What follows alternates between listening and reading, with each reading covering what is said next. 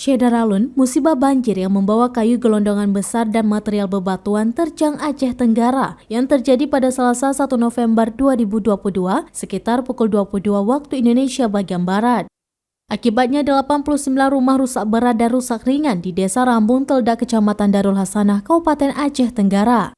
Kepala Desa Rambung Teldak Zulbahri mengatakan, musibah banjir yang membawa kayu gelondongan dan material bebatuan itu berasal dari Sungai Lawe Lekuk.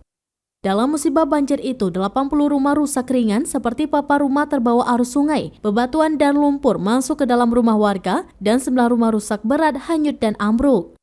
Saat ini mereka sangat berharap secepatnya ditangani seperti menurunkan alat berat, karena kondisi saat ini air lebih tinggi daripada pemukiman rumah warga. Kondisi ini sangat rawan terjadi banjir karena lagi musim penghujan.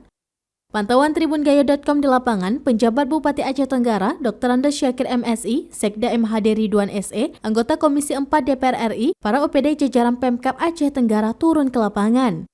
Dalam musibah itu juga terlihat satu alat berat yang dikerahkan untuk menggali material banjir bandang seperti bebatuan besar dan kayu.